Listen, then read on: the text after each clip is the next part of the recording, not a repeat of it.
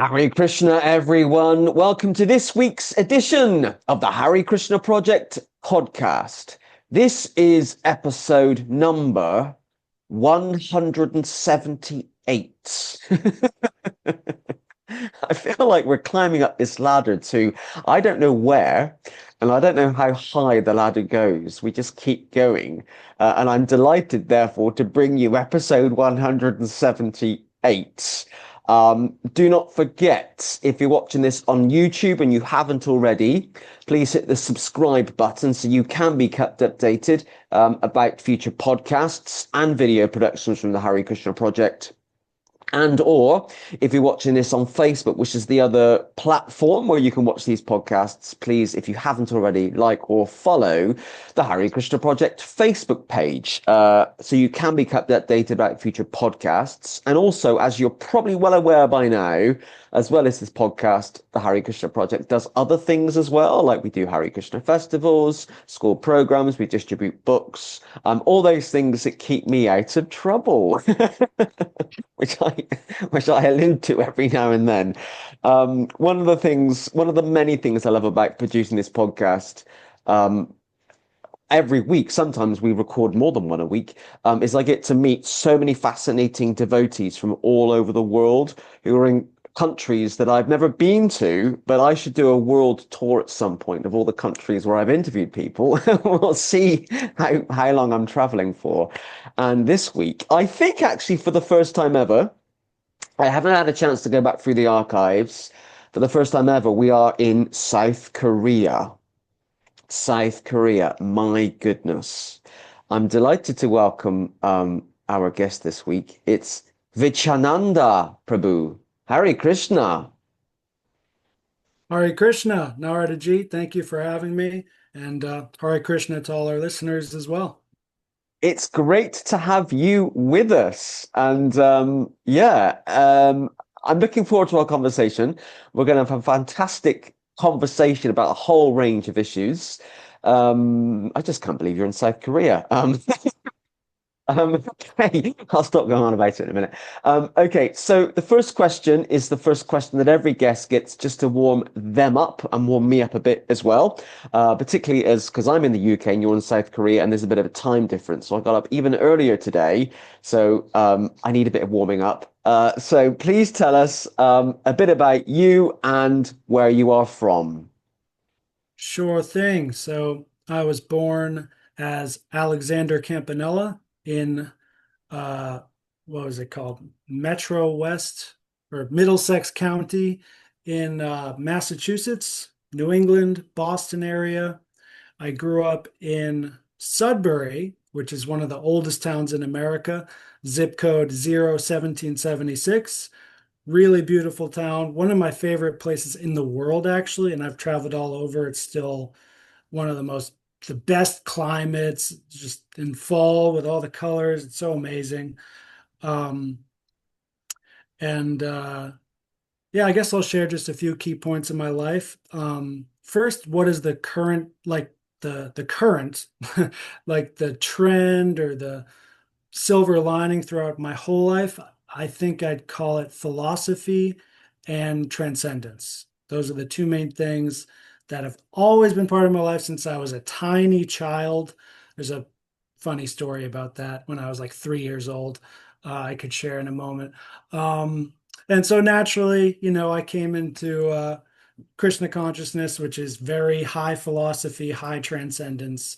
I now look at that as kind of inevitable given the trajectory of my life. But the way it happened. I was like 20, 24, 25 years old when I first read the Bhagavad Gita, but maybe in some parallel universe, I'd be 30 years old or 15 years old. But the fact of getting here now, I think to be largely inevitable. Um, as far as, all right, so how about this? I'll talk about God. So my relationship with God as a child coming up to now, coming up to Krishna as I know him. So um, I was born into a quote Reform Judaism unquote family. So what does that mean? It means you can believe in God or not believe in God, up to you. It's like super liberal, and there's like so many different ways to do it. My family did not keep kosher. We did not do any strict thing really much at all, which is common for a lot of American Jews. But I did end up doing a lot of things with the synagogue in my hometown. Bar mitzvah. I went to Israel when I was 15, I think. Um, and I even graduated from the Hebrew high school. I don't remember most of it, but the main reason I bring it up is because it's not because I was really studying God at that time, but it was more a chance to get association with the rabbis, who I could tell from a young age, like, oh, these are wise men. Like they actually kind of like they know how to talk, that just kind of like exudes wisdom and maturity. And I was like really attracted to that. And that's also a common theme in my life. I've been collecting gurus and teachers and masters from all over for my whole life, including these past 2 years in Korea. I've met a couple saints, judo master, um, had a blast here. Um, Skipping ahead too much though, eh? I'm just fascinated by that term, collecting gurus. I've never really heard anyone say that before. I'm just thinking about that and how that, because it depends how we define guru and how we Right, right. interpret the word semantically, doesn't it? Because actually, we'll all have lots of gurus. You know, our parents, our teachers at school, our guru, Diksha guru, our Mm. boss, maybe not, maybe a sports person we're a fan of. Guru means number of things. But yeah, I'm just fascinated by that term. I've written it down. Collected gurus. Yeah. Yeah, yeah, it's that I think I need to put a caveat with there, right? So I mean guru in the same way the word is commonly still used today in Indonesia, Thailand, India. That word, has changed as it travels from India. So in Thai, it's kru, Khruu, but it's obviously cognate to the Sanskrit guru. And Indonesia, Bahasa language, it's literally guru. It's like maybe the vowel, like accent changed a little bit, but it's like the same word. And, young children, they call their school teacher guru. The same way in English, we say, hello, teacher Alex, teacher, whatever. Music teacher, teacher means teacher. And that's how I mean it. I mean it in the mundane, common sense. But then there is that other meaning of guru, especially the technical, a specific technical meaning that Mm. Srila Prabhupada gave us. That means like the one spiritual master for a certain disciple, which has like an eternal relationship. And I mean, it's really, really deep and advanced and holy. And that's like another category. I don't Okay. want to belittle it, because it's really high, but also I just have to clarify, I'm not talking about that. And most of my daily life, I'm switching between gurus. So if I'm studying, if I want to invest in something, I go to my investor guru. But I don't lie to myself and thinking, oh, this is going to get me back home, back to God. No, this will get me perhaps a higher return on investment, and I don't care about that. Even if I lose some money, it's like, well, it's money. Like that has its own tattva within the bigger tattvas, and so on. Okay. I've got you. I've got you. Yeah, I mean, I've got quite a few questions already, but and we've got so many things that we want to discuss today. Um, Fascinated about your upbringing, kind of Reformed Judaism. I'm aware of what Reformed Judaism is, and thank you for sharing that with us. I think you possibly might be the first guest ever to have been raised in a Reformed Judaism or Reformed Jewish tradition, which is wonderful. You talked about reading the Bhagavad Gita around the age of 24, 25. Do you kind of want to tell us a bit about that? I mean, that kind of kind of leads us on, I guess, to the second question. I mean, what was going on in your life in your 20s? How did you discover Krishna consciousness? What events led you up to reading the Bhagavad Gita? Right, right. So now we got to go back to philosophy and um, rabbis and so on. Yeah. So there were two rabbis in that synagogue in my hometown, and I liked them, I respected them, but they were never like a guru of mine, actually, in any way. They were just like wise enough where I was like, okay, I could talk about things with them that I couldn't talk about with my friends, with my parents. Like they did have a special place in my life. Um, but when I was 16, that's when received what I would call my first real initiation. There are many, and I do mean that as like a translation of the word diksha in Sanskrit. I mean it in the same way. There's like the real spiritual diksha experienced in consciousness in a potent way, and then there's the overt, you know, de facto initiation, which may be very potent or may not be because it's just a ceremony, right? So there are some people I've heard, I don't know from experience, but I've heard from a good devotee friend of mine, they get initiated into ISKCON just so they can get a Sanskrit name and then they leave. They just like go somewhere else and they don't follow any of the rules and regs and they just like, they just treat it as that sort of thing to like, oh, see, thanks, see you later, goodbye. Um, but I was actually initiated by Aristotle when I was 16. And it was also the first really potent mystical experience I had where I was reading the Nicomachean Ethics. Um, and I still don't exactly know what happened or how to describe it. But as I was reading it, and I mean like the first paragraph of the first page, I, the voice in my head that was reading the words changed. And all of a sudden, it wasn't my voice anymore. But it was like a voice inside my voice that was like, had already read it before in a past life or something. And, and I don't know, like it all happened so fast. It was like one or two moments within a second. And I kind of downloaded the whole book like instantly. And then, so that was 16 years old, and I've been following that, what I call ethos. Once again, the technical term is Nicomachean ethics. And then scholars will call it the ethics or virtue ethics. I just call it ethos. I think that's a better word, perhaps more marketable. Um, but, that was basically the core of what I would call my religion from 16 years old up until I came into contact with Krishna at 24 years old through the Bhagavad Gita. And just one more in Mm, between mm. was once again strictly thanks to philosophy, which is um, like, and I mean that, I guess, I don't have to define it, whatever. But at some point when I was 18 years old, just 2 years after 16 years old, um, I started thinking about God.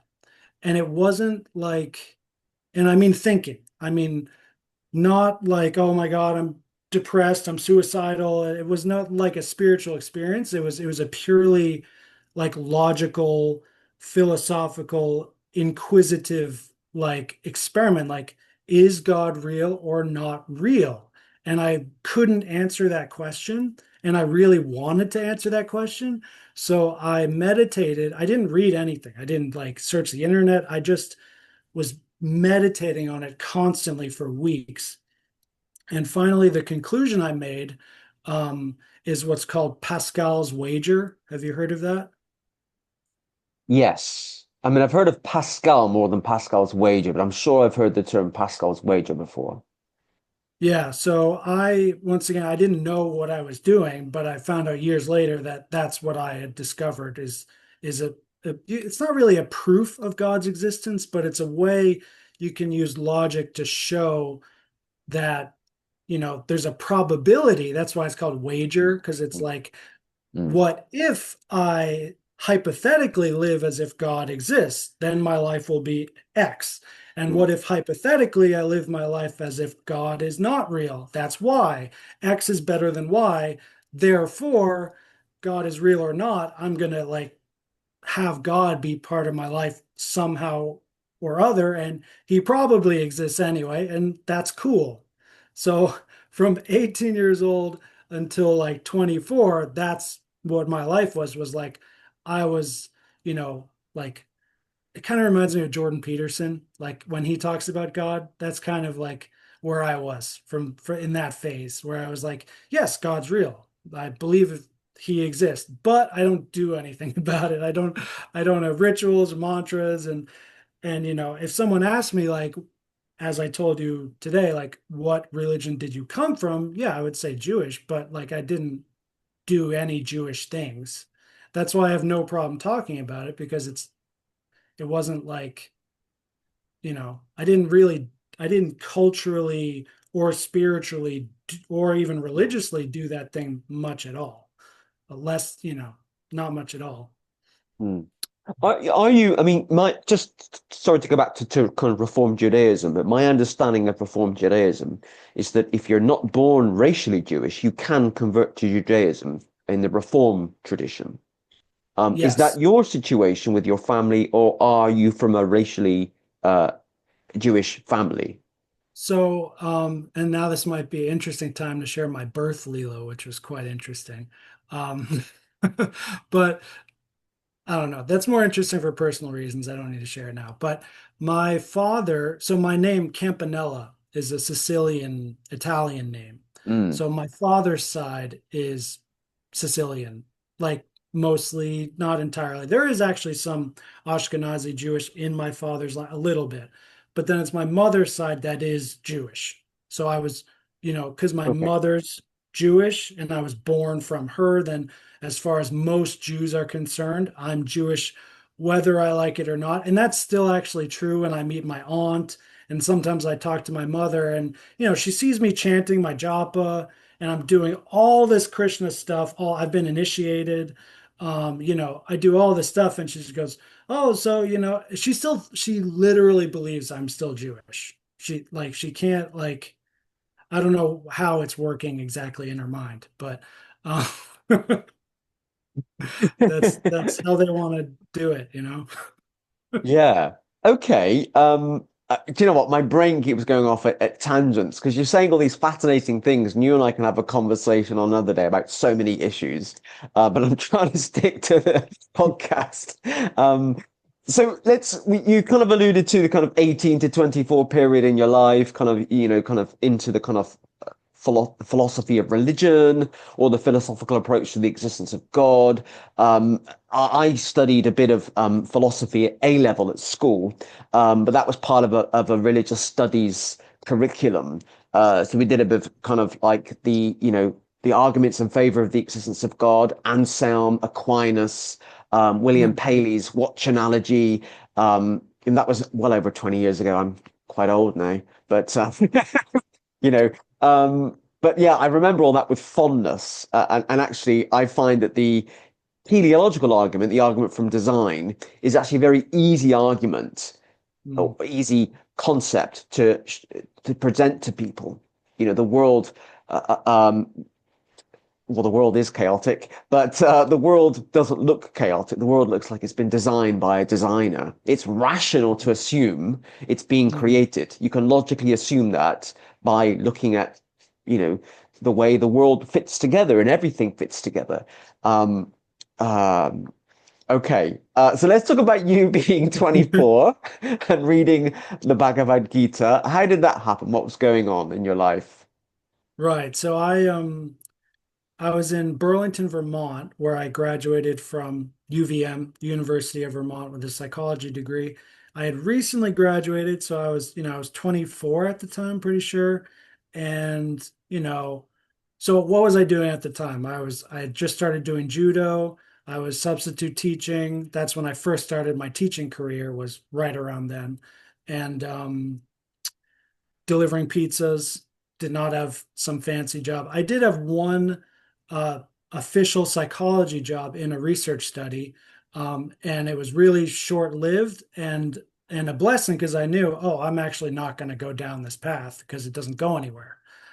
It's interesting. Like I love doing research and writing papers and like doing the academic life, but it doesn't like have an impact. Mm. But once I was in the classroom with children teaching them, I was like, whoa, I can teach and they can learn.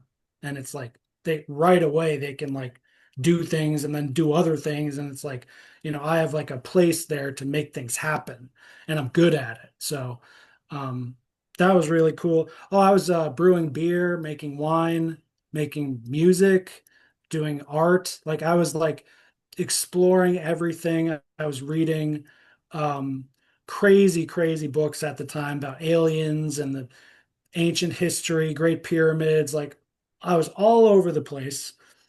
That's kind of what I mean by transcendence. I mean it kind of in the philosophical sense of like, you have like a set of items and then there's this higher set that you don't know of yet.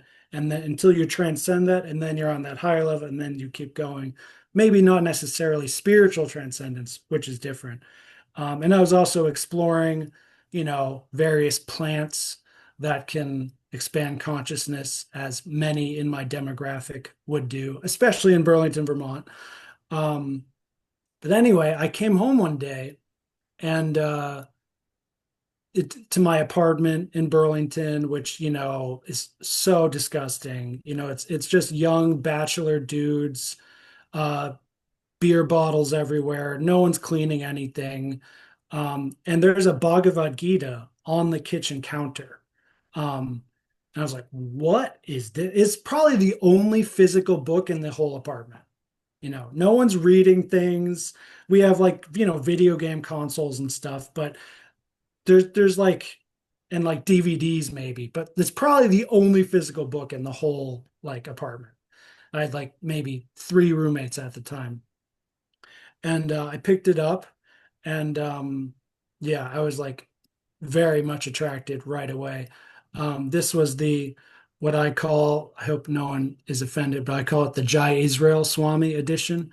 So the but I love the cover of it. It was actually really good that that was that edition because the edited Bhagavad Gita has those quotes on the back by Gandhi and Thoreau and Emerson. And, those guys, they grew up in my neighborhood, Walden Pond, like and they were transcendentalists, kind of as I was and I am, from that same region.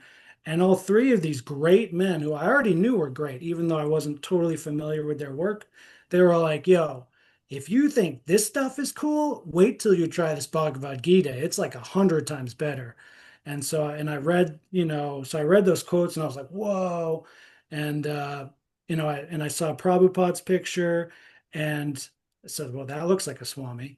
And I read his name and I didn't, know much Sanskrit at all, but I knew just by how the name was like kind of written and organized, I was like, this is a real Swami. This is like, this guy's high up. Mm. Um, but I'd never heard of the Bhagavad Gita, so I don't even know if I pronounced it correctly. I might have called it Bhagavad Gita. I don't know. But so the next thing was, where did this come from, right? I wanted to read it, of course. That took up like 1 minute or less where I was like, I want to read this. But more like pertinent in my mind was like, how did this end up in my dirty kitchen? you know what happened? And turned out it was one of my roommates and best friends at the time. His girlfriend was approached on the street by a monk who took compassion on her because this young lady was visibly disturbed. She had trouble walking, various disorders and ailments and whatnot. And so some Hare Krishna book distributor saw her and was like, hey, maybe, this book can help you. And she was like, oh, thanks. And like she gave him $5. And then I said to her, I was like, I'd really like to read this. Do you mind if I have it? And she's like, "Oh, sure." And I was like, "Well, I'd also be happy to give you $5, for what you spent." She's like, "Okay, sure, thanks." And then it was mine. And and uh yeah, I started reading it. It took a long time to read, because one, I was reading it very carefully, every single word, every purport, everything. I was reading it cover to cover. Um, I probably skipped over parts of chapter one where it's like, and then this guy blows the conch horn and he's a great warrior. And I'm like, I don't know who these guys are. So I probably skimmed through some parts like that. But I mostly just read every single part of it over a few months. And I would chip away at it during break times at work. And I would keep it in the next to the phones where we would take orders. There was that Gita was always there, and sometimes my coworkers would make fun of me. Sometimes um, they were interested. What are you reading about? What's this chapter about? And I slowly read the whole thing. And before I forget, while we're on this topic, where did that Bhagavad Gita come from? I found out very recently, when I was in North Carolina living at a Hare Krishna temple, um, that there were, I met both two of the only book distributors in this region at that time. And it was probably either Babu Das, who was on your show recently, or Raini Tai. He has a bigger, I forget his full name. It's like Raini Tai Das something. I don't know. But these guys are very prolific book distributors going all over North America. And it was probably one of those two guys who I got this Bhagavad Gita from. And I met both of them years later, which was so cool. I'm gonna drink some Wow. water now. Wow. No, no, that's an amazing story. Yeah, as I've said already, you and I can have a conversation, I think a lot longer at another time, but I just love the fact that you got home from work or wherever you were and you found a Bhagavad Gita sitting on the kitchen worktop of the apartment you were in. And I can picture the type of place it was, a proper bachelor's pad, where there's mess everywhere, junk everywhere, beer bottles, and that's Krishna. It's got Krishna all over it, hasn't it? Nothing happens in this material world without Krishna's say so. Krishna is the supreme controller. And if Krishna wants a Bhagavad Gita to be in that apartment at that time, it will be arranged. And I don't know why I laugh about it because actually it's so beautiful. Um, I know okay. about laugh about it. You laugh the same reason I laugh, which is bliss. Yeah. Your your subtle body gets so overwhelmed with bliss, you don't know what to do with it, and it comes out in laughter, which I've got in trouble with socially for. I was in my home city, which is a very white middle class part of England. I was there. I go there quite a bit. My parents are there, my family are there. I have different commitments there. But I was on one visit. I was there about 3 months ago. I was walking through the town, and the devotee community is pretty much non-existent, but there are a few devotees around. And I just thought, oh, I might go into this charity shop to see if they've got an original copy of the Bhagavad Gita as it is. I just had that thought, and I went in, and literally I was there for like 12 seconds, and I saw original copy of the Bhagavad Gita as it is, large print. And I just thought, well, it was like I'm going to buy it. It was only about £2.50, which is Ooh, remarkably cheap. So what I a just good bought it. deal. I just bought it. And then this is how Krishna works. The next day, so one of the things we do at the Hare Krishna Project, we sell books. The next day, a devotee from Manchester, which is the north of England, messages me, Narada, I'd like a large copy of the Bhagavad Gita as it is, original edition. And I was like, I've just picked one up from the charity shop where my family are from. I'll just send it to you in the post. And it was like, it wasn't bizarre because Krishna's in control and it was Krishna's arrangement. But I loved being the observer and watching that happen, Mm, So yeah, I can testify to the experience that you had. that's excellent. That's beautiful. That's and we'll talk later about how I Yeah. ended up in Korea, which is similar things happening there. So at some point, you made an active decision to go and meet Hare Krishna devotees after reading the Bhagavad Gita as it is, or reading Yes. part of it. Tell us a bit about that.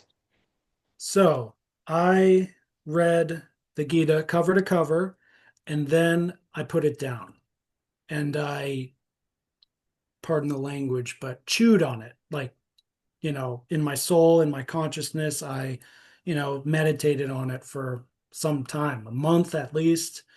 And it was, I just got like a big sense of what that feeling I've is very, very strange. I've only had it a couple of times in my life where I had actually, without knowing it, I had fully accepted a lot of the tenets that Krishna talks about in the Gita, but I didn't have anything physical to place it on.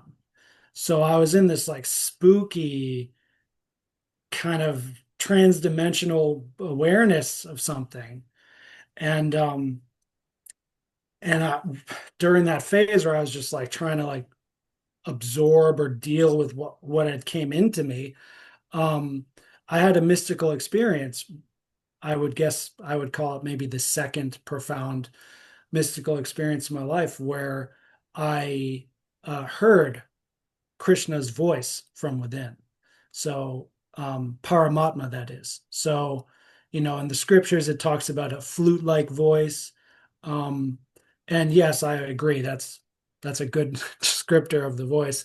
But really, what really like kind of like destroyed a lot of my like sins and ignorance from hearing this voice was more the location of it. It was really in my center. Mm. So like it right in my heart and in the mid, so there's like that ego voice that I'm always hearing myself talk about, and it's like 10 layers inside that voice. There's like the false ego, the higher ego, the self, and then the super self. And I could feel that central voice. He said just like one or two syllables to me. It was like nothing. Um, and it just like radiated from that most central point to all other fibers of my being. And I freaked out basically. So um I fortunately I was able to hold enough of that genuine experience in me and the bliss. I was able to keep it inside. Maybe it was Kundalini too, and I don't know a lot of that stuff. But I went mad. So the next day, the next weeks, I would tell all my friends, I found God, I'm the chosen one. I did full on lunatic mode. And eventually I had to leave because I was crazy. And remember the police came into my apartment once and they were like, "Don't worry, this is Vermont too," which maybe you haven't been, but it's a super friendly kind of hick hillbilly country kind of place. So even when the police come in, they're like really friendly and and not assumed, but they're like, your friends called us. They're just a little worried about you. And and I had a big smile on my face. I was so not threatened at all. And I was like, "Yeah, guys, it's great. I found God, bro. It's like right here in this book. It's dope. It's awesome." And they like they were not threatened either, which was really good. However, I expressed myself by Krishna's arrangement. This whole thing was nonviolent and peaceful. But ultimately, in the end, after them checking me as they're totally unqualified to do for such a person and experience. But they were kind of like, "Okay, well, you didn't commit any crimes. Like his friends don't like him anymore, but we can't do anything. So have a good day. Goodbye." And but for me, in that phase of my life, there's no way it could have worked anymore. So I call mommy and daddy, "I'm leaving. Come help me pack up my stuff. I'm coming home." And and then I was home with my family and I told my parents everything that happened. By that point, I had already had a few other experiences where I had to be very honest with my parents. And this was perhaps even a crazier experience. So this was hard for them. But eventually, you know, we all worked through it, and I'm really, really close with my parents now, I think, more than I ever thought would be possible growing up, which is really nice. But that didn't work out either, living at home in that suburb of Boston. And Krishna brought me to Thailand, rural Thailand, tiny town in the middle of nowhere. And I was teaching in a huge government school, teaching English to kids. There was only one other um, English speaking foreigner there, my parents' generation guy from New Zealand, Kiwi. And that lasted for 3 months. Then I went to Vietnam, then China. And then I got an online job in China. And then I traveled all over Cambodia, Japan, whatever. And then I came back to China and then I left. And then I came back to Korea. So, like 10 years later, I, going quickly through, Mm, all the way up to where I am now. All right. But to answer your question, how did I meet the devotees? mm, mm. So, interestingly enough, going all the way back to the original experience of reading the Gita, I have my deluxe Max 72 edition right here with me. Jai um, Srila Prabhupada. Jai Wonderful. Srila Prabhupada.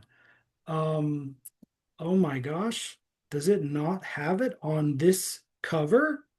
Yeah, no, there it is. Bhagavad Gita is You were by panicking then. You picked up the wrong version. it's only the only place I can see where it mentions ISKCON is on the inside front cover.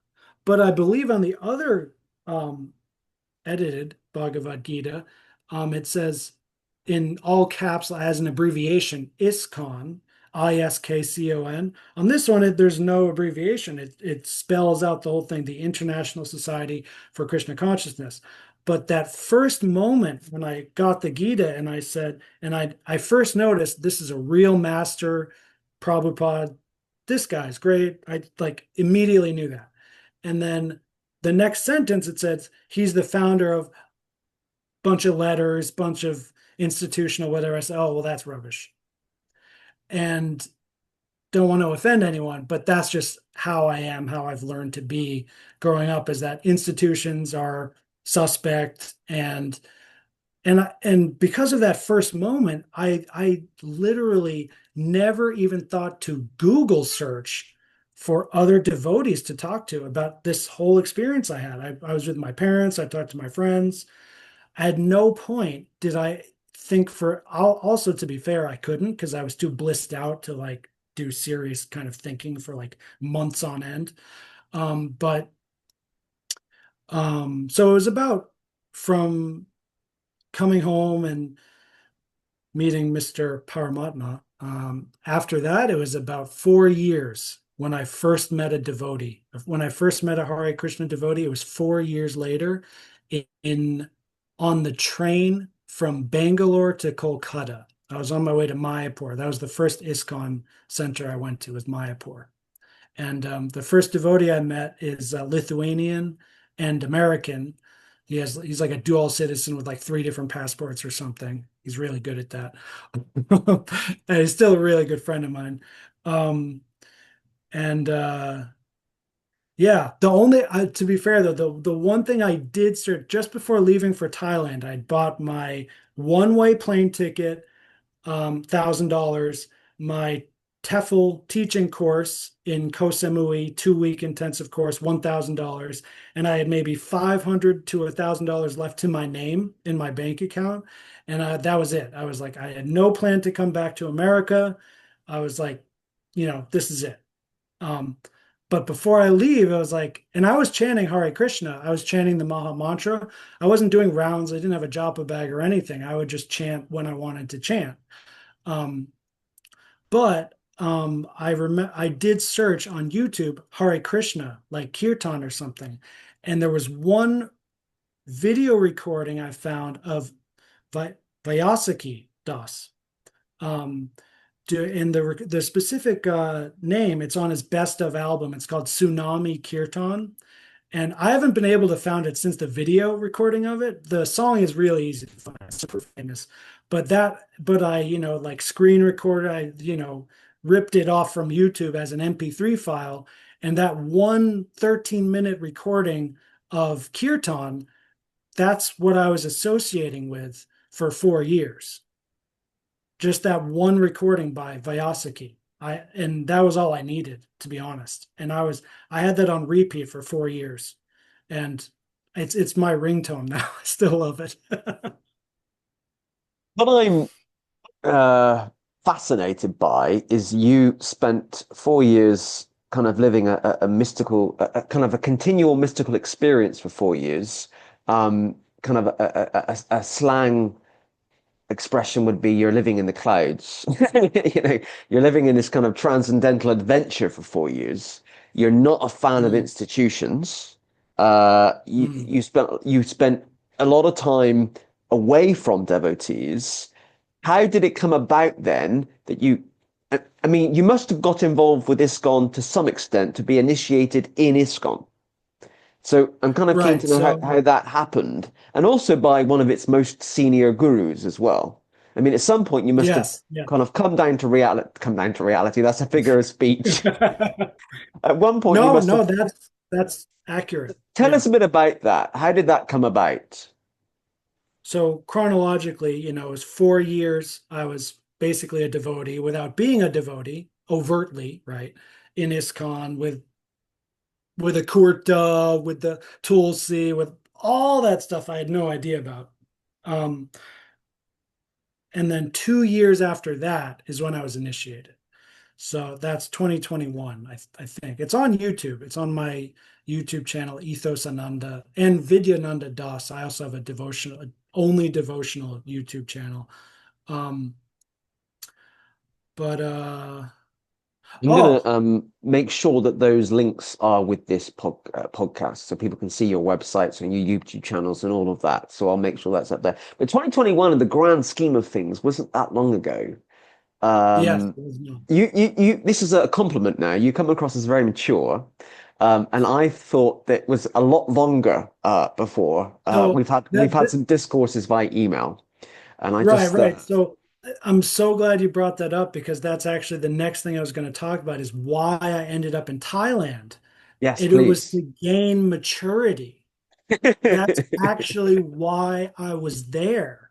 I didn't fully know it at the time. I didn't know anything about Thailand either. I knew there were probably some fresh mangoes and coconuts and elephants, and I knew it was a Buddhist country, so I knew, it's like closer to Krishna and Hinduism than America, at least. I was like, oh, I can get a job. It's cheap. I can survive and I can teach. I can do it all. I was like, all right, let's do it. Let's go. Let's do it. But what actually happened was, um, especially those first 3 months were miserable because I was still buzzing. I was still in I guess it may sound like boasting, but in like a semi-samadhi state. It's lower than that, but I was very buzzing and blissed out all the time. Um, but my work life as a ESL teacher there was really hard. And still to this day, after teaching ESL for like 10 years, that's one of the hardest jobs I've ever had. Even if I went back today to do it, it would still be kind of hard because I had no assistant teacher, no support system. Um, I also had freedom though, because they were very like they didn't have high expectations for me. They were like, just make sure the kids don't kill each other. They learn how to say a few English words. You're good, bro. Don't worry. That so it was peaceful in that sense. But I was really I had so many good experiences teaching in America, like really good teaching. Like I taught algebra to first graders once, like for fun. Like I was really good at that. And then all of a sudden I'm in this other environment where they can't speak English. They don't know a word of English. So all that like natural teaching I was using intricacies of my native language with my students' native language and also the cultural similarities were so close with my American students. I had nothing like that in Thailand. And it was so hard but I still wanted to do so good and it uh broke me down. I had really bad back pain for a while, and I was able to get through it. But going back to Krishna, why was I put there, and how did I? Mm, So one part is, as you to use your language, which is accurate. I was coming back down to reality, and this is a good place to do that. But also Thailand, especially rural Thailand, and also Cambodia, China, this whole what we should call Oriental Asian region, as far as Sanskrit and Vedic civilization and Vedanta, etc., is concerned, this region is dharmic culture. So the Thais, they worship Rama still. That Rama's the big thing over there.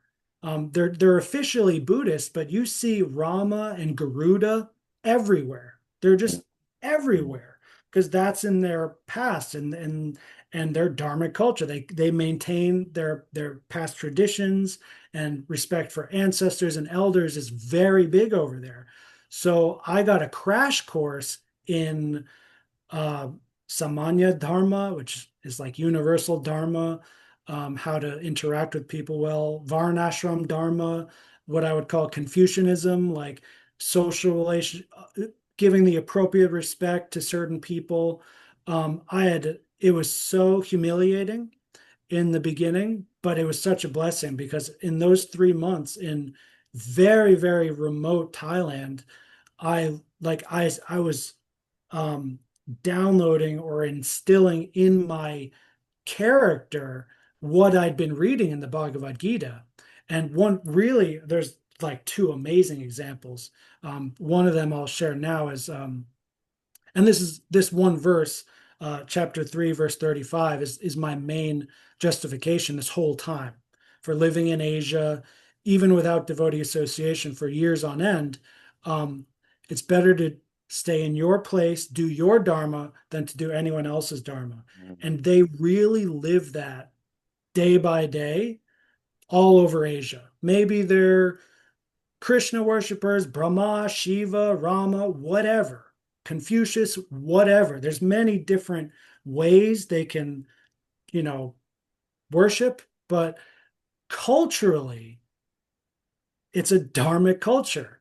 And so they don't do it the way we do it in the West. There actually is a fundamental difference that is fundamentally linked and similar to what we read in the Gita. So the quick example is I was in the teacher's office and it was morning before class, and I always have instant coffee so I can have some chance of getting through my teaching day. And there wasn't water in the water cooler. There's like a 5 gallon jug that you put upside down into the water cooler, and there was no water in there. And I was like, I didn't know any Thai, and I wanted to be polite and ask, but I was like, I need water. So I went out, I saw where they were holding it, I grabbed one and I put it on there and I made my coffee, and they were so disturbed by that. The My coworkers, because they were like, because it's adharmic, that action, because that man who the office secretary guy, it's his job. So I did his job for him, which is insulting because it's subtly insinuating we don't need you. I can do it better than you. He took it to heart. He got hurt by that, and but like materialistically, like physically, it's a very small thing. Oh, pick up a water, put a water in here, done. Like it's not a big deal from that perspective. But from this other perspective, what I'd call dharma, I really I really messed up. And, I had to eat humble pie for that. And there was one other experience I could talk about if you want, but it's the same lesson, which is like, know your place, stay in your place. And it's not, some places are more loving about that than others, but that is the kind of thread that's running throughout all of Eastern Asia, from South Asia to Far East Asia, where I am now. mm, mm. Thank you for sharing that. I'm still fascinated to know, though, how, not how you got how you became to be initiated in the International Yes. Society for Krishna Consciousness. Because you've just mentioned then about kind of living in a society with no devotee association. So you're not associating necessarily in that sense. I mean, these days with the internet, you can talk to anyone at any time. But so how did that come about? Right, right. Um, so, all right, 4 years. So this was after moving up in the ranks. So in the TEFL world, that means TEFL is Teaching English as a Foreign Language acronym. Um, so I kind of graduated from China, you could say, which is a really great place to teach English. Still one of the best in the world. They give you really high salary, really low living expenses, ultra respect. Um, and I did really well there. And I got an online gig, and I was like, "Wee, I'm on top of the world." And I was like, "I'm going to go back to Thailand." And at that point, because I was so comfortable financially and with my career as well, I was getting back into sin. Um, and Thailand is a really good place for that, for those who don't know. Um, and I was doing good things in Thailand too. I actually donated a ton of money to charity while I was there because I had too much money, and I didn't know where to invest it, and I had just so much extra money. I was uncomfortable, so I was just giving to tons of charities, and one of them was TOVP. So it was kind of like how I ended up in Thailand. I saw some internet ad, and it was like the temple of the Vedic Planetarium, the biggest temple in the world, Krishna, yeah. You know, download now and get updates on our progress. And I was like, whoa, sweet. And I downloaded the TOVP app, and they're like, chakra installation ceremony, have your name be in the temple walls. It's like, yeah, awesome. So that's what I did. I donated think it was like $500 or so for that chakra ceremony. And it was just perfect timing anyway. Because, like I said, at the time I was in Thailand, I was like a digital nomad. So I was my own boss. I didn't have, I was super free. Um, and also feeling disgusting from my actions there.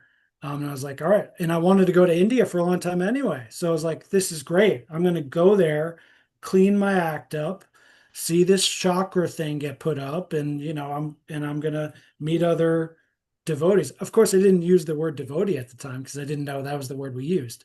But so that's what I did. And how I planned it out was I did 1 month in Bangalore doing just pure India. So I, uh, nothing devotional. Like I was doing my own Bhagavad Gita reading or whatever, but I was just like, first, I'm going to do 1 month, just the same way I travel anywhere else. I'll try the local food, and I'll just do India for 1 month. That was great. And then the second month was Mayapur. So that chakra ceremony was during a Gora Purnima and the Lunar New Year and my birthday.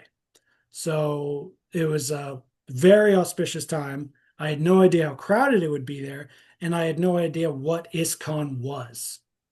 So that was much like my crash course in Dharmic culture in Thailand. I was like, well, japa bags and tulsi, and okay, I'll do it. And that friend I met from Lithuania, he took me under his wing. He was for sure my Shiksha guru for that entire month. And it also worked out perfectly where he's like me, he'll like go to some other country, and then like when he's there he'll find out where to stay. And because it was so crowded there, we were both like, oh darn, we need a place to stay. There's not that many rooms available left because the biggest festival of the year. So we were sleeping next to each other in an ashram, right, I don't forget the name of it. It's literally right next to the like one of the gates to Mayapur. It's not actually like an ISKCON ashram, but it's like I don't know, it's like very close to it's Krishna centric in some way. Very affordable, but also uh not the amenities I'm used to. we'll put it that way. Um, but yeah, in that 1 month, it was a hard month because I did everything. I did pure vegetarian, no caffeine, no nothing. I just followed everything. I was like, okay, I'll try it this way. That's fine. It's not what Krishna says in the Gita, but like if this is like how it's been handed down and this is our people and how we do it, let's do it. And it was a crash course. So I learned a lot.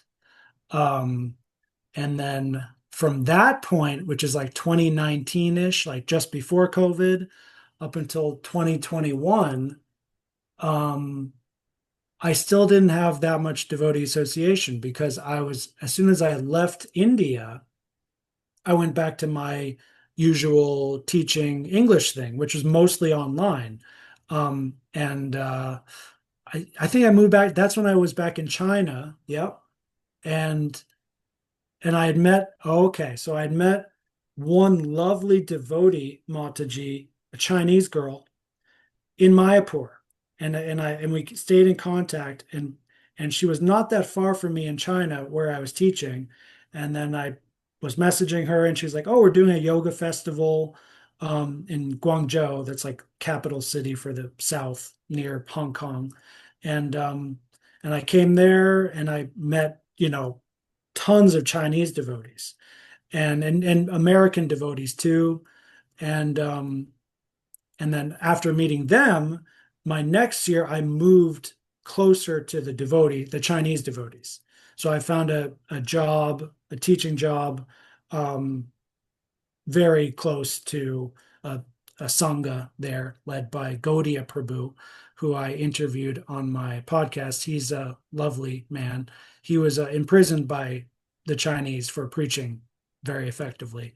So I tried to interview him about that, try to get some details. I didn't quite get the juicy details I wanted, but he's still, excellent, good friend, great devotee, and so on. And Gaudiya Prabhu was the reference that I gave to Hridayananda Das Goswami Maharaj, aka Srila Acharya Dev, who I will just call HD Goswami because that's easier and that's how he's known on the internet. Um, and oh yeah, but first, so I was mostly online. Here's the thing: I was still not physically associating with devotees most of the time. I did that one yoga festival in Guangzhou. I traveled for a weekend down there, but during that time, I was starting to using the internet associate with devotees. And also, I started podcasting at the time. I set up my website, and I reached out to HD Goswami because I'd seen his videos, and he was clearly a scholar, which is like my people basically. And I was like, "Hey, can I like talk with you about stuff and the things on our show?" I don't know how I said it, but he was like, "Sure." He was like very friendly about that, as most scholars are, to be honest, because us scholars tend to be lonely and don't have many people to really get advanced conversation with. So I had a really long 2 hour um, talk with him, which a lot of devotees have told me is not a lot, but there are like three Prabhupada disciples I remember meeting me, and they said, "Wow, that was the best conversation I've ever seen him have, actually." And then at the end of that one, or at the second one, I said, would you consider initiating me? And he was like, kind of basically like, sure. So there were details to still be arranged. He's like, oh, please get a reference for your character. That was Gaudiya Prabhu. And then I got initiated. And yeah. Thank you for that. I really appreciate that. And yeah, as soon as you kind of mention the kind of discourses with Hridayananda Maharaj and the reference and everything, a lot of things kind of clicked in my head, and I know what I mean by that. A lot of things clicked in my head, but I think I was about to say something that some people might find bizarre. I think it's quite remarkable that you've remained on the periphery, and I applaud you for that. That you've remained on the periphery and you've maintained your independence as a practicing Hare Krishna devotee, and I think that's really healthy. I think everyone or a lot of people can get sucked into that institutional mold and model where, and actually I've never really, I've always been on the periphery of most things in my life. You know, I am more productive when I'm on the periphery. I don't like being in the center of things too much. You know, if I look at my own life, the things I've been most successful at, it is where I've been on my own. Like I'm self-employed. You know, I run projects kind of not on my own, but with others. You know, so I'm a non-conformist. I'm a non-conformist. And you yourself and Sri Dayananda Maharaj are both philosophers. You're both philosophers, so I can definitely see that. I clicked when it clicked in my head when you said that. That is the connection, or a connection between you. Is that Yeah, zest for philosophical ideas and knowledge and conversation. absolutely. Mm. So thank you for that. I now want to talk a bit about your website. You've got a Mm. very impressive website. Can you tell us a bit about it? It has lots of resources, and you also run courses too. I'll put a link to your website with this podcast. What inspired you or encouraged you to set up your website? Yeah, thank you for asking. Like most, I'm gonna screen share it Yeah, while I please, talk about it so definitely. we can have a look. I named it Ethos Ananda.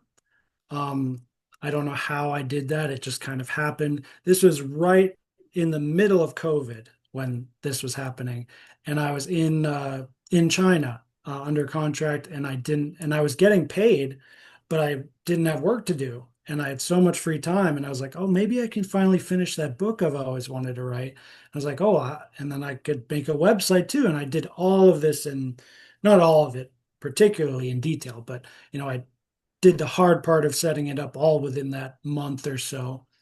Um, so it's not really like I'm not like a marketer like most scholars and artists and so on. I'm pretty bad at marketing actually, but the ethos ananda, it's those words are basically just a description of my not just my life, but really my philosophy for how I do everything. So it's one part ethos, which is like the Western rational based Aristotelian kind of philosophy. And then ananda is, a Sanskrit word, which means spiritual bliss, but it's also a placeholder for that entirety of the ancient Eastern wisdom traditions, where for me, Kung Fu, yoga, Buddhism, Hinduism, like it's actually all kind of the same thing at a fundamental level, as opposed to all the Western ones, which are actually fundamentally different in a particular cultural sense. Um, and well, I have some free things. It's a So for great people, website, by the way. I love to meet devotees who have set up their own projects, who are doing their own thing. It's fantastic. Awesome. I'm glad to hear that. Once again, I'm not a website guy or a marketing guy. This all came together very quickly, and I don't know how it came together. But so right here on the landing page, you can put your name and email, and you'll get a 10-page PDF on universal wisdom. So that's the best way I can describe what I'm practicing to this very day.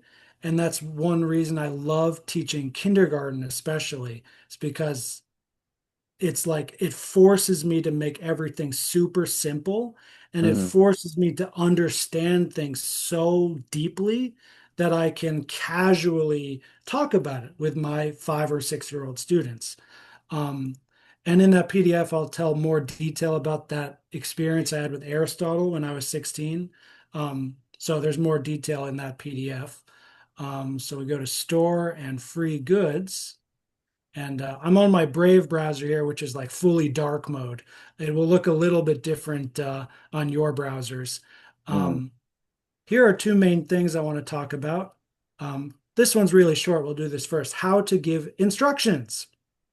This is uh, really just one page, but and then I did a second page where I give some background on it. This is something I use every single day as a kindergarten teacher, and it's also relevant for many other kinds of people, devotees and non-devotees, but it's also dangerous and not recommended for many other people and circumstances. And it's the same thing with this ground rules for discourse. So we're kind of having a discourse right now, but it's a very friendly, casual, we're on the same side for like practically everything, maybe, who knows.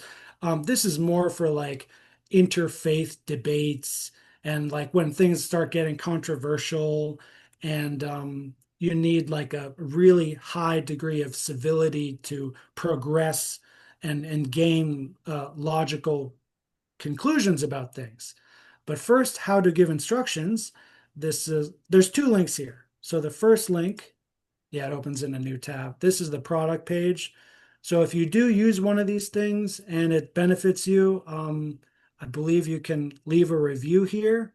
No one has done that yet. I hope others can do that. But if you just want to download it right away, you can just click on this, download it immediately. I already had it open. No, I don't have it open up. Here it is. So, okay, first the background though. All right, backstory, we'll skip that. But the disclaimer, I want to talk about that a little bit. So, this is for giving instructions. What does that mean? Does it mean, hey, I think we should go to this restaurant? That's not an instruction. This is for people who are in an official or spiritual leadership position. Meaning, teacher to student, husband to wife, father to son. So it's not relevant. Like if I were to start using these um, principles and rules right now with you, you would probably be offended because you kind of, to do this well, you have to be direct. Um, and being direct in this way is responsible and effective, and it should be done with love and compassion, of course. But I guess the conclusion here might really say it all. We instruct others to serve them, not to dominate or exploit them.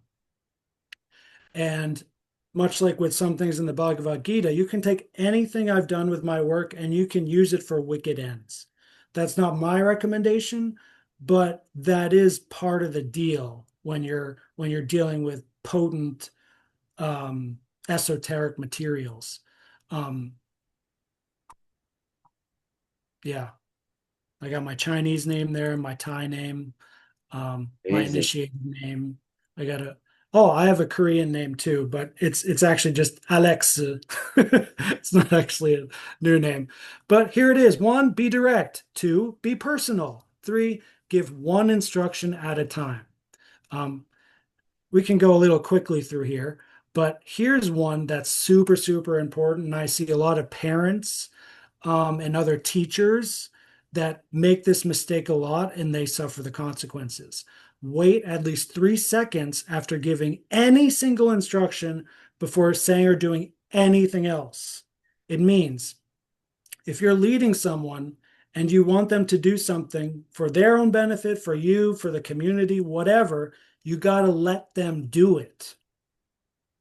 And if they're not doing it, you still have to give them time for you to see if they're really trying to do it or not. So, and also for another good example, I see this a lot in America with dogs. This is great for animals too. If you go to some dog training course, they'll tell you similar things here.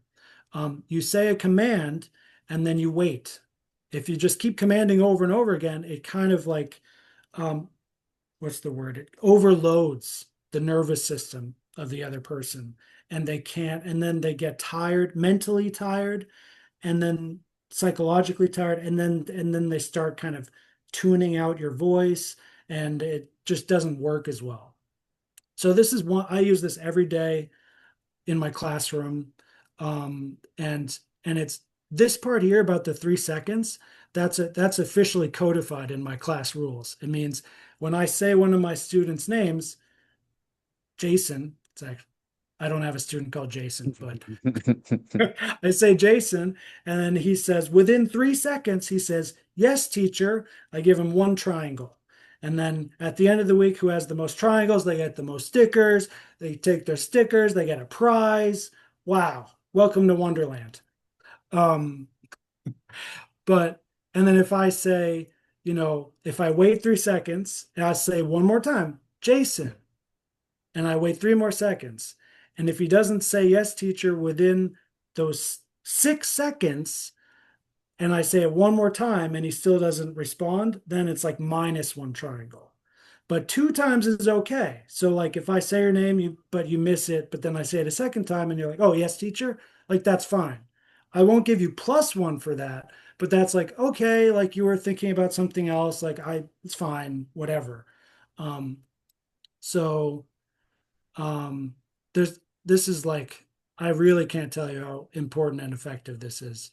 Mm, But once again, this is not relevant to everyone listening now, including, for instance, a guru, for example, like a sannyasi guru within ISKCON. For that's a very high leadership position, but a lot of times giving instructions like this, it will not be relevant or effective or appropriate. But in other times, you have to do that. So when you have to give an instruction to get something done, you should do it like this. mm, And if mm, you're doing anything else, or let's go just like one level, like looser, or whatever the word is, into like discourse. So that word discourse is more like conversation among equals, mm, basically. Discourse done properly liberates by bringing truth to all. God bless, peace on earth, light the way. So this word liberates is really interesting. That's where we get the word library. Um, Liber means book, and through books we can liberate ourselves. That's like the classical Western liberal arts tradition. mm, Um, mm, and and one of the from Socrates, Plato, and Aristotle all the way to today, this is still one of the best ways to grow as a rational human being. mm, Um, so I think it's 3 pages. Yeah. So first page, procedure. This is how you have discourse with another human being. Um, period. Like if you want to actually get something done, progressively, I don't mean that in a political way, but I mean, moving from A to B and growing in knowledge, and also in relationships too. Um, there's a procedure to do. And if you follow the procedure correctly and you follow by not doing the bad things and you have the good ethos to do it correctly, we can all get along, grow together, help each other grow, serve each other better, and so on. Um, a lot of our, viewers and listeners, that I think a lot of this is not new, and it's the same with how to give instructions. But what I've done here is I've codified it. So like while you're doing a project, let's build a goshala, a cow barn, in our temple farm, and you're having some discourse on like the best way to build the roof, and someone says, "Oh, we're not going to listen to you, Swami Das," because you're never good at roof things. That's a horrible example, but personal attacks, you can't do that. You're not allowed to do that. Um, and if someone does that during a conversation, you can just say, page 2.1, no personal attacks. So if you get people to agree on these things beforehand, it's only 3 pages. You can go right to like page 1.2, subpoint B. That's not allowed, or that's good, or that's bad. It's very practical in that way, but it's also very boring. A lot of people don't want to like really officially, you know, consent and agree to something like this. Um, Bad language is typically bad, right? That's part of our Vaishnava philosophy, austerity of speech. But what have I done here? I've given very specific technical terms. And this one is really interesting. Sarcasm and irony is not allowed. So, and this is one thing I learned in Asia. They don't know how to do this. Their their language and their cultural upbringing has no place actually for sarcasm, and even irony is like very strange. They don't quite know how to deal with that, and it's really a testament to their good character, I think, to be honest. But why is it not allowed in discourse? Because it's not helpful at all. And once again, we're talking about progressive discourse to try and get people to the next level. If we're two friends having fun, go for it. If you're just having fun, it's fine. Irony is actually a very advanced form of humor and rhetoric and so on. So I'm not saying any of these things are bad in their totality, but within the tattva, if you will, of rational civil discourse at a high level, like PhD and beyond, um, you actually won't see this that much. You won't see these things that much. Political language, um, you're not going to see that. You can see that when people are talking for fun, sure, but as soon as you start bringing that into a adult important conversation, it's just going to cause trouble. Even even slang that's not offensive, any kind of slang, it's not going to help. It's better to use plain language that everyone can understand. That also means no idioms. It's fun to use idioms. It's convenient. It's natural. That's why we do it on a day-to-day basis. So also what I'm kind of doing here is I'm kind of recommending to the people that discourse is a different category of communication. Mm. In the same way that bhakti yoga is a different category of yoga. So if you come from a background of hatha yoga and you think, oh, I'm just going to do bhakti yoga the same way I do hatha yoga, you're going to have trouble, really advancing. It's a different category of thing. We can move on unless you have any questions. Mm. Yeah, no, thank you for this. This is very thorough. I love how thorough you have been in providing this information. What other things are on your website? And that's a bit of an open-ended question. I mean, it's a fantastic website. I mean, I love the fact you've created it and you've set it up. And I have a real passion for devotees who are kind of doing their own thing because we're independent thinkers, and I love that you've been inspired somehow to do this. Tell us what else is on your website. What useful info other than what you've already shared, what other useful information might a viewer or a surfer, a web surfer find? We don't hear that term much these days, do we, a surfer? But what might people find on your website? Yes, yes. Surfer is a perfect word. I wish we used it more often because it's true. With surfing the web, we used to say that, right? Mm, So, still more on this free goods page. I developed what may be the only Sanskrit English cognate encyclopedia that I know of. Um, oh, I wish I could open in a new tab, but it's not. I'll change that later. it's up the top So, somewhere or something. Yeah. Okay. so, so how did I do this? This was such a fun project. It's not done yet either. That's why it's not a PDF and there's no like branding on it. This is just it's on my website. It's like under the category of blog post. But it's alphabetical. And so it's really convenient for me when I want to edit it and add something new. But also for our Vaishnava brothers and sisters, Mm, if you want to highlight a certain word, copy and paste into your own notes or something, go for it. Should be easier to share in that sense. So how I did this is because as a HD Goswami disciple, direct disciple, I'm naturally watching a lot of his seminars, videos, whatever, and that's where every single entry here is from. So during his talks, he'll often say, "Oh, and then this Sanskrit word connects to this Sanskrit word, and actually that's where we get the English word, blah blah blah." And so, like, I pause the video and I transcribe exactly what he says, and I just dump it here, basically. Um, and I recently updated this July 4th, um, and I'm up to 2018.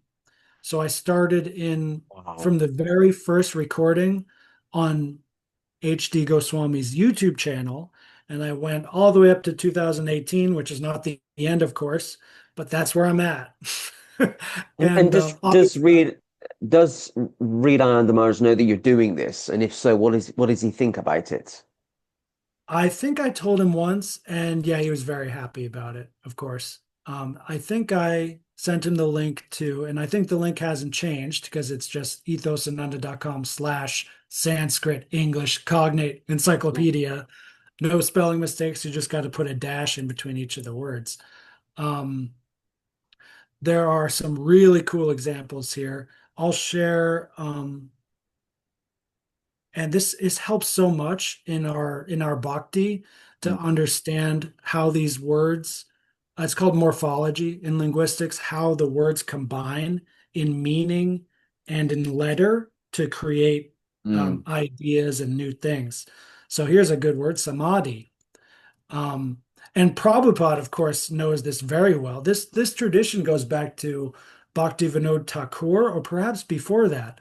Um, the what I'm talking about is how um, each verse in Shastra by our Prabhupada or his Srila Prabhupada, going back in English, going back to once again Bhaktivinoda Thakur, or perhaps before that, has like four different translations. So there's like the pure Sanskrit in Devanagari, then there's the transliteration in Romanized Sanskrit, then there's the literal translation, or you could call it a word for word translation, and then there's the colloquial translation, which a lot of people call English translation, but that's not a good technical term. It's better to call it colloquial translation.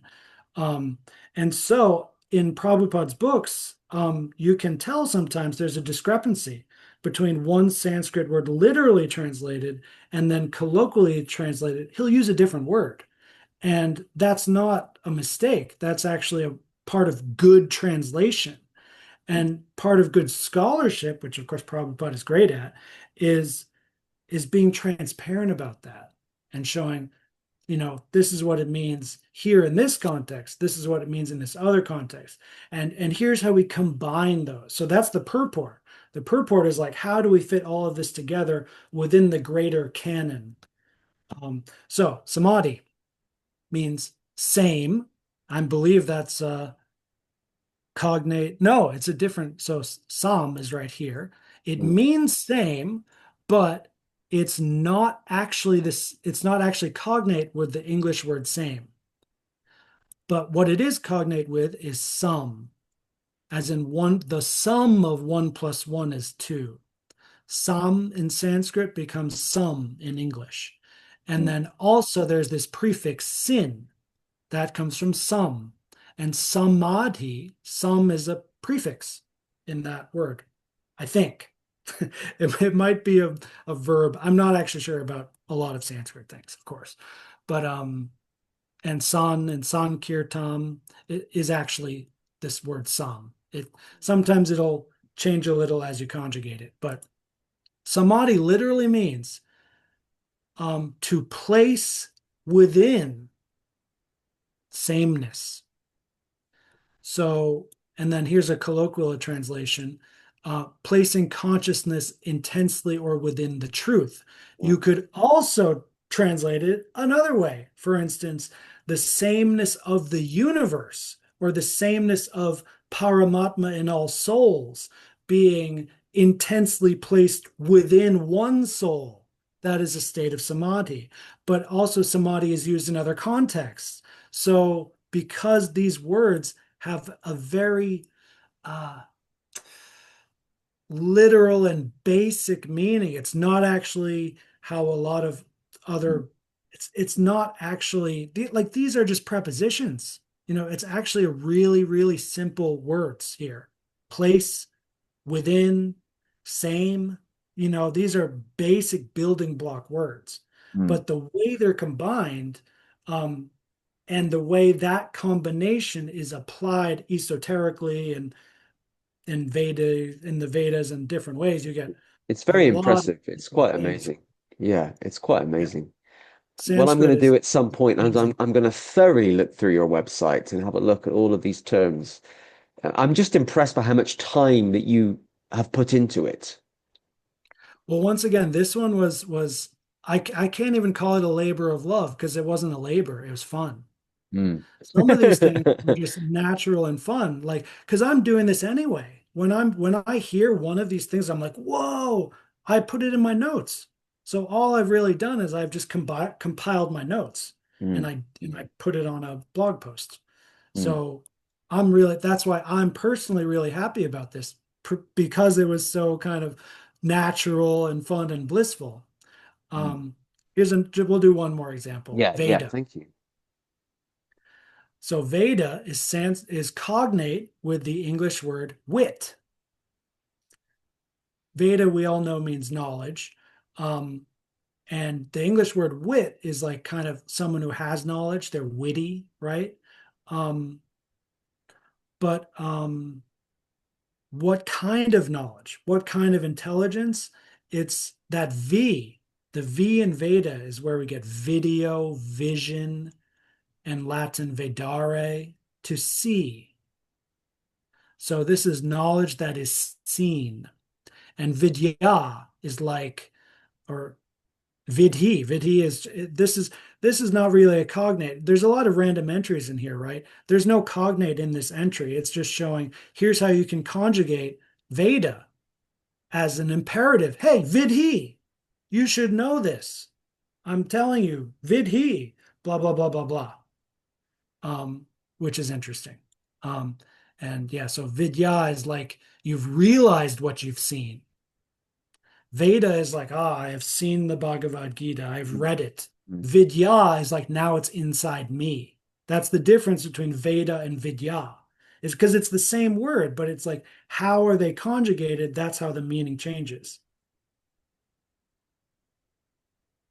Thank you. Thank you. And yeah, so I'd recommend for everyone here, just, you don't have to like, you can just like bookmark it for later, basically. You don't have to like study it, but like if you're ever thinking like, I wonder what that word means, just take a look. It's Mm. it's alphabetical.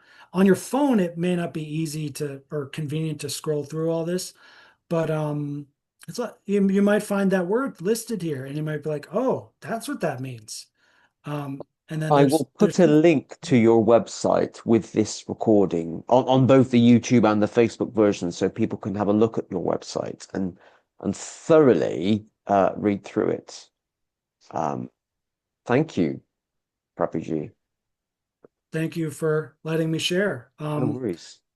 I know Who, we probably have more things to talk about, but there are probably a few more just pure devotional things I could share. mm, I'm conscious of the time, and we've got a few more things to go through yet. I knew that you and I could talk forever when we had that brief chat before we started recording. Um, I think I'll put the link to the website on the with the description, and then people can look at it in their own time, sorry. But thank you. I do really, really appreciate that. It's a great savor that you've done and you are doing. Um, can we talk a bit about you now being in South Korea, if that's possible? Sure. Sure. Because yeah, I mean, I can tell that you've got a love for traveling, and you've been in so many parts of Southern Asia or Southeast Asia. Mm. How did you end up in North Korea? North Korea. Sorry. Just Oh, friendly sorry. correction. South Korea, but South no Korea. problem. South Korea. How did you end up in? Did I just say North Korea? Yes. I'm so sorry. North Korea is obviously on my mind as I shared that with you. um, um, Prabhu is not in North Korea. I often joke about I would love to interview somebody in North Korea, and that hasn't happened yet. I'm not aware of there being Hare Krishna devotees in North Korea. Um, can't believe Hey, I've just done be that. amazing. It would be phenomenal. But tell us about being in South Korea. Okay, what's it like? Why are you in South Korea? You're working as a kindergarten teacher, I understand. How did that come about? And what is it like being a Hare Krishna devotee living in that country? Right, right. So this move was very interesting compared to the other moves I've done, because not only have I been initiated for a while now, but also before this, going from like Thailand to Vietnam or Vietnam to China is maybe a small move, but before this, but first of all, I'm in the fourth biggest city in South Korea, Daegu, and I'm not far from downtown either. So I'm really in the city. But before this, I was living in rural North Carolina on like a temple farm, ISKCON temple farm thing. Um, and and I was and I tried, as best I could to do that out, that because Prabhupada instructed us to do that. So I really wanted to put my best foot forward. And I've never farmed before, and I've never done construction before, but I was like, I'm going to do the best I can. And I did for 2 years. And then it just came to the point where I knew I had to do something else. Um, Maybe too much of a heartache to say why. But anyway, so I knew the basic shastric reason I've already said. It's 335 in the Gita. We should do our duty. So my duty, my skill, my talent is definitely for this teaching thing, teaching children especially. But I've taught all ages. I've taught adults too. That's fine. Um, and I decided, I'm going to go back to Asia, and then why Korea? Um, there are a few particular things I didn't know. There's a lot of things I didn't know about Korea. When I arrived here, I shortly learned that South Korea is a predominantly Christian country. I had no idea. I see churches with a big lit up cross everywhere, just walking around. And there's only I think it's only one of two countries in Asia where that's true. I think the Philippines is mostly Christian, and I think that's it, but I Hmm. could be wrong. Um, So I mentioned judo earlier, and I had it wasn't the second mystical experience finding Krishna. Actually, the second one, perhaps, depends how you grade these things, right? But I did judo for 2 years in Vermont, and 6 months in, I experienced judo, which means kind of the same thing it means in for us in bhakti. You're doing a ritual of some kind. You're doing your sadhana, and then something breaks through into your consciousness from another dimension, basically. So I had that experience with judo, which was very subtle but very beautiful, and it changed my life and it opened my eyes to what was possible. But I never got to complete my training, and I I was a green belt for these past 10 years. I thought if I come to Korea, I could maybe finish that, get a black belt, and start being able to teach others judo.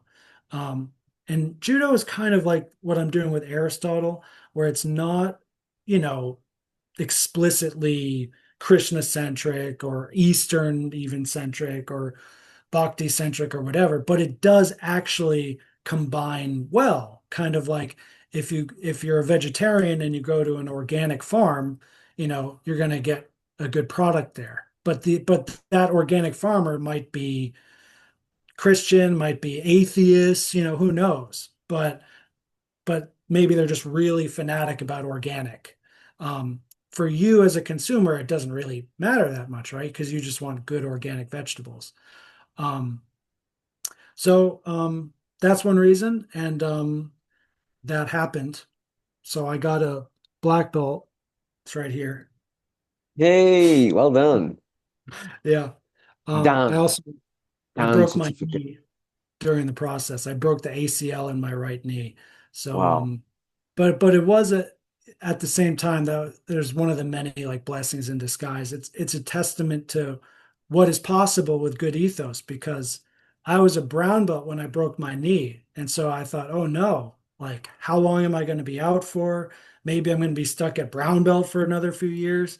And but because I was so I had such a good sadhana with judo, I had better attendance than most of the locals, high levels of respect and etiquette I was giving. So I, came into the dojo a month or two later on crutches, and I was like, you know, can I still get the black belt? I said, oh man, Alex, for you, of course. Like I'll sign my name on it, send it in. You're good. Don't worry. Um, so that was lovely. And Mm. naturally I like to preach about Krishna consciousness, and I didn't know if I could or not, but once I ended up here, I was able to preach Krishna to my students, which is probably against the rules, but it ended up working. And just one of my classes last year, I got them kind of hooked on it, and they were like, anytime we'd finish like one of our like English workbooks, they'd be, teach a Krishna story, please. And I got so fired up about that. I was like, oh, I need some like Krishna children's books, right? Wow. So I went to krishnastore.com and I ordered a whole bunch of them, most of Wow. them that are available to buy. And I got them, shipped here, imported here, and that's where this this poster of Krishna came from. Nice, Um, beautiful. so But South yeah, Korea is like is it officially a secular country? But Christianity is the most uh predominant religion. I think that's accurate. Yeah. Yeah, Um, yeah. I mean, it's I'm imagining it's definitely, officially secular, like France and Germany. Britain yeah. isn't officially secular. It because different constitutional issue. I mean, the USA is officially secular. Mm, I mean, people think it's not, but I would have because I heard actually bizarrely recently on the news. Well, it's not bizarre. It's just that we're having this conversation now. There was a conversation about the Philippines about 2 weeks ago on the British news, and I'm sure the journalist said this is the only officially Christian country in Asia. Um, probably.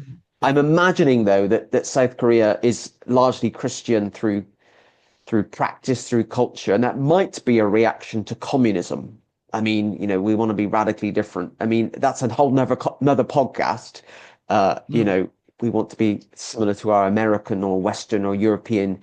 Uh, the religion of the West is Christianity. I mean, we would say it might not be, but yeah. But I was just fascinated, and I that you've then taken the books into school, and you've kind of had that opportunity to show them to the school children. yes, yes. We got through that stack that I just showed you. We got through all of them, just in time to finish the semester. Unfortunately, they're not mine anymore. Once the second year changed, they moved up a level, and now I have a new batch of different students who are lovely. And I'm still hoping I can get some Krishna going with them. I mostly just haven't had the time because this is the most advanced English academy I've ever worked for, meaning Mm. for example, my second year, 5-year-old students, we call them 6-year-olds because in Korea they're still counting age by conception. So instead of age by birth, and Wow. there's a lot of other like in other Asian countries they're doing this. Most places they kind of like I think they use the international standard, but then they also keep in mind, oh, but you're not 9 years old, you're really 8 years old or 10 years old. Well, I can't do the So, math, but so no, somebody's first birthday would be 12 months after conception, which is technically 3 months after physical birth. something like that. I mean, so to Yes. confuse you, I was born in July 1984. Okay. So I need to work out when I was conceived. Yeah. 9 months, but I've never asked my mother because it's just like not one of the conversations you want to have. But I've never heard that before, that it's from the time of conception. Um, I think actually even mainland China does this. It sounds familiar. It's not like even for me, I'm teaching here and I've talked with my coworkers a lot, and but it's not a common thing. But for South Korea right now, it's now a hot topic thing because they're so modernized, so first world. I think they recently actually changed the law on it and they agreed like, okay, we're done with this. But mm, now is that transition time where like we're still kind of doing that and it's going to slowly fizzle out after some time. But just to briefly finish that thought, my 5 year, we call them 6 years old, but they're really more like 5 year olds. The second year students, they're in a few months, we're going to give them a first grade English book. And that means first grade by American or UK standards. So, and they're fully Korean. They're living in Korea, they're Korean kids, but they're like, I'm having conversations with them in English. Like, they're like very advanced because they do tons of homework because they're Korean and that's the culture here. It's like super high academic standards, homework all day, and this sort of thing. It's, semi child abuse for many people who especially in my situation as like a Western teacher who comes in here, they're like, oh my gosh. And even the local teachers, a lot of times can't handle it. It's stressful for everyone. And that's one reason I renewed a second year because I can handle it. And a lot of people can't. And I've seen there is good that can come of it. Um, mm, and and once again, I have a very high level of peace and detachment. mm, So, and you know, like kindergarten teaching is really honest work, right? It's a different kind of work than like construction, which is also honest labor, but they're kind of equally honest because if you have like and I've seen this with my eyes from my own self and other teachers, if you have a really bad day teaching or if you let your anger get in the way of something and then you can traumatize a little kid and their life can change. But on the other side, like when I have a great day teaching, it's the opposite. It's the exact opposite. It's miracles. They go from being like a naughty problem child to like, I want to study, and then like you catch up with them years later and they're like, yay, I'm healthy and I have a good job, blah, blah, blah. And like you like had a important part in that. Um, mm. yeah, we have a few stories like that from past year here. Thank you. And if I ever do make it to South Korea, en route to North Korea, I'm joking. I will definitely make contact with you in advance. So we can meet up. I'm conscious of the time, and I still want to ask two more questions. Yes. They're kind of two questions I ask every guest just to kind of get their thoughts on things. Because one of the things I realized a while ago, while presenting this, is that I get to meet so many different devotees. I'm keen to kind of hear people's thoughts on things so we can support each other and encourage each other. So the first one is and I also fascinated by the answers. People do really genuinely give different answers on this. Mm. So the penultimate question, rather, not the first or the last, is what are your thoughts on the current day, present day condition of the Hare Krishna movement? Ah, good question. Well, first of all, it's not a movement. So we got to stop saying that. It's and you don't want to call it the Hare Krishna dead movement either. But it's a religion. We are a well-established religion. And religions move, but that's not a movement. A religion is a religion. So um the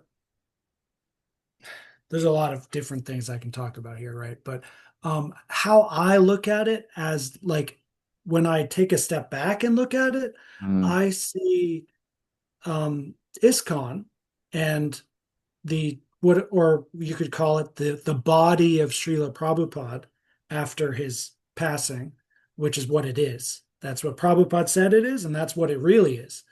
Also, I see it in the same way I look at the Church of Christ. I think it's essentially the same thing. So, what happened historically with the Church of Christ, I expect to happen as well with ISKCON. I don't think there will be essential differences. Will there be differences in detail? Oh, of course, tons of differences. We're in a different age now, not a different yuga, but we're in a different time now. Technology is going all over the place.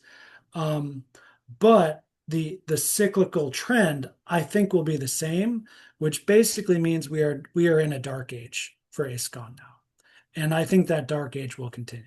I don't think in this century, I don't see a lot of, I mean, like there are good flickers here and there of great hope. Like one I heard recently was the Supreme Court decision in India for the Bangalore temple, who is now officially allowed to do Ritvik initiations and whatever else, and at the same time being allowed to say we are ISKCON, we are Prabhupada following. They're now legally allowed to do that without being bothered, harassed by GBC, whatever else. So I actually wept a little bit when I saw that thank you speech or whatever by, I'm sorry, I don't know his name, but like the head temple president there. I shed quite a few tears watching him talk. He just seemed so sincere. Um, from my personal perspective, that's really the main thing, is to just find sincere devotees who you relate with and you do your Krishna consciousness with them, and try not to care about anything else. That's really the main personal thing for me, and the main spiritual thing as well. Um, but back to like ISKCON at large. Um, so once again, we're not a movement, we're a religion. So in the beginning times of Prabhupada and the beginning times of Jesus Christ, when he was walking around physically on this earth, that was a movement, man. There were miracles, there were huge numbers, swelling, like inexplicable things happening. And then they physically depart, and then things change. So, like, and it's a big world. So, what is my place within ISKCON and what is your place and other people's place? That's just going to depend on how things are happening historically. So, for example, for someone like me, or not someone like me, but for me, if if it happened differently, like if instead of getting the Bhagavad Gita, I was approached on the street by a bunch of dhoti wearing Hare Krishna cultists, I might have said, ew, go away, Mm. because I don't like that. You know, not in a spiritual way, not even in a philosophical way. It's just I'm not into that, that look and that how that talking style. And if on top of that I'm in a bad mood, I might just be like, oh no, thank you, and then I just keep walking down the street and that's it. And if I never get one of Prabhupada's books, I might not give it another chance. Um, and so now someone like me means, American, white, uh, especially philosophically inclined. ISKCON is tough. It's tough to find our place within, like North America ISKCON or England ISKCON. It's much easier now for Indian bodied people. It's much more Hinduized now. It's not good or bad. That's just once again how the historical changes are happening through time, and that will sure change in some way. But there's other regions. So like Russia, Lithuania, that region is exploding with Christian, very successful over there. And India as well, of course. But for North America, I mean, especially it's depressing, to be honest. It's You've definitely used when you've used two terms that I've written down. And honestly, I like them. I'm intrigued by them. So the one term you use is the body of Srila Prabhupada. I really like that term, and I understand what you mean by that. And then you also use this term, the Dark Age of ISKCON. Hmm. Um, in your personal view, how long will the Dark Age of ISKCON last? So, to answer that, we have to talk a bit about prophecy, which is not my specialty, but I did take an advanced Bible course here from the local Christians about prophecy because they were nice. And I said, "Oh, I'll try your little thing out here." So, I don't know if you even call it prophecy. It's so complicated. It's so not my field. But Mm, Prabhupada said that, we can expect I think it was Prabhupada who said this. Maybe it was Lord Chaitanya. I'm not sure. That there will be a 10,000 year mini golden age within this Kali Yuga, which is the definitive dark age of the four great ages. So one simple thing you can do is you can just do the math. So if you look at the span of the Christian Dark Ages out of the, you know, 2000 plus years to the second coming, which you could just say is today, even if it's not, you could just like arbitrarily put that on a numerical scale and get the percentage. And then you do the same out of 10,000 years. What I mean is, there's the dark age, then the middle age, then the late age. You map it out, and then you get the ratios, and you apply that same thing to 10,000 years. It's really depressing. mm. But so I don't want to be too depressing. So I think the more ugh, okay, I'll share a a slogan I hear on YouTube. Go where you're treated best. That's what the nomad capitalist says. Go where you're treated best. So the same is true in ISKCON. If think that's what I did, it's definitely I made the right. The reason I shared that judo black belt story and the poster behind me and the Krishna children's books is because I get signs from Krishna that I'm on the right path, I'm doing the right thing, and for me personally, like that's good. But it doesn't mean every other American white guy can get on a plane to South Korea and it's all gravy, you know. But if there is a like it might be moving from England to Scotland or Texas to California or whatever. Like if there is if things are really bad where you are, just move. Mm. That on a really practical as a teacher, I'm really like pleading with people, just move. It's hard at first, you're scared. What if I don't have money? Just do it. If things really are that bad, you're probably just going to move anyway in a matter of time.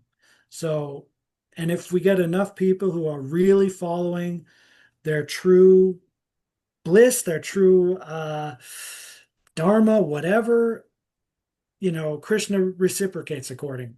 If he sees that you're sincere and you're really trying to, obviously, we have to be like practical too. Like, you know, there are some places that might be really good for my Krishna consciousness, but really bad for like other parts of my life. And so we have to kind of be prudent as best we can. Mm. Um, and I do want to answer your question more, but yeah, I'm trying to I think you and push I are my going to have to do another podcast at another point because we could certainly do something on the body of Srila Prabhupada and certainly offline a bit later on we can talk a bit more about that. Okay, final one to finish us off nice and positively. How can we attract more people, particularly Western people, but anyone will do? How can Mm, we attract more people to the path of Bhakti Yoga? mm. Such a good question. So, first of all, let's mind our tattvas. What are we talking about here? We're talking about preaching. That's one word we can use for Mm, attracting new people into a religion. You can call that preaching in English. A better word, I think, is marketing. mm, Now, our religion, every religion does have a business component, but and I don't, but it's not only a business, right? But if you understand the place that marketing has within a business, that's what we're talking. That's what preaching is within a religion for the most part. Then again, what did Prabhupada say? Well, I believe the direct quote is purity is the principle. So maybe he said purity is the active force. I maybe got that quote wrong, but the key word is purity. So even if you're in a place where they don't listen to you and they don't like how you talk or you walk or your clothes or whatever, if you're pure, and I don't mean, for example, I chant my 16 rounds and I follow the full rules and regulations, but I lie to people and I gossip behind their back and like that's not the kind of purity I'm talking about. So if you genuinely, it means more like sincere. If you really like Krishna and you really want others to have Krishna and you are acting in that way, you will start to bear fruit. Maybe slow at first, maybe big at first. You may have to move to another continent. How it manifests can be different for everyone. But that's like kind of what I'm getting from Srila Prabhupada is how to do it, is to really just focus on the purity first. And then once you're kind of safe and comfortable and you have foundations in your character, in your daily life, whatever, then you can start tweaking the prudence about it. And I'm gonna, it's a Saturday evening at this place, and this kind of crowd will be at this park. So I'll wear this clothes instead of that clothes. Like that's not the main, that is a part of preaching, which is a part of marketing, but spiritually, that's not the main thing. Now, the second point is don't be a complete idiot. If you're in a place where people who clang loud kartals against each other and they talk weird and they have goofy clothes and it's just like a bad look, there's only so much purity can get you. That's in that place, in if it's true in that time. So I guess what I'm saying is you want to lead with your purity, but don't be an idiot. Don't forget that this world we live in has natural laws, inertia, gravity, and there are social laws too. You can't like for it to be really perfect. Once again, that's what Srila Prabhupada did. That's what Jesus Christ did. They had God. God was with them, and so that's the supernatural. And the nature, the natural laws were also 100% aligned with these Maha Shakti Avesh avatars, pure devotees, great souls, whatever titles you want to say. Everything is aligned from the stars down all the way to the tiny little cells. Everything is saying yes, you're gonna win. So we probably can't do that, but we can do things to increase our chances, and then we can do things to greatly diminish our chances, and we can also follow others who are greatly diminishing our chances out of sloth, pride, laziness.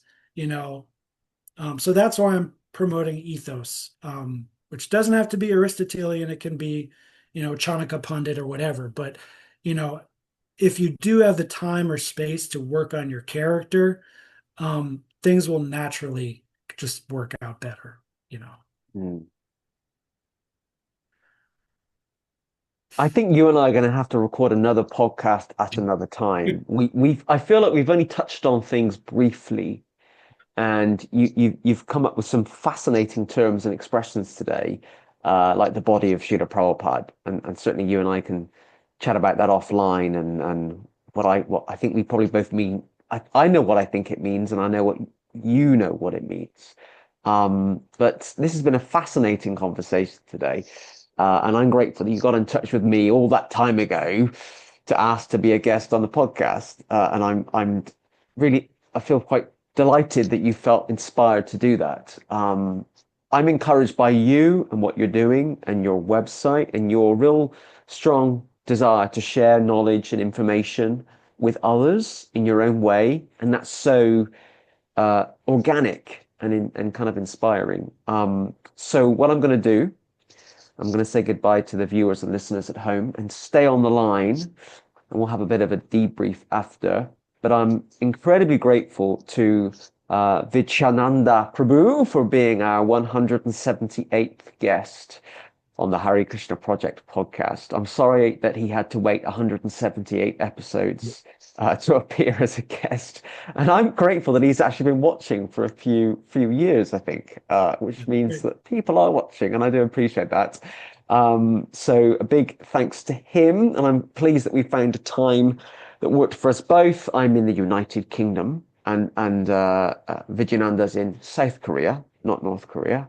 That would be a huge hit if I got someone in North Korea to, well, if I even found a devotee in North Korea and then got them to appear on a podcast, would be literally a miracle and how we understand miracles in this world. But hey, I'll keep praying. Live from Pyongyang, we've got Krishna Das. Anyway, so do not forget, if you're watching this on YouTube and you haven't already, please hit the subscribe button so you can be kept updated about future podcasts and video productions from the Hare Krishna Project. Or if you're watching this on Facebook and you haven't already, please do like or follow the Hare Krishna Project Facebook page so you can be kept updated about this podcast as we now slowly, it might it might speed up soon, as we slowly move to our 200th episode, which at the moment we're on track to achieve by Christmas. That's the Christian/pagan festival at the end of the year. 2025, we are en route to that. So a big thank you again to Vijayananda Prabhu for being our guest this week. And until next week, I'll see you all soon. Thank you. Hare Krishna. Hare Krishna.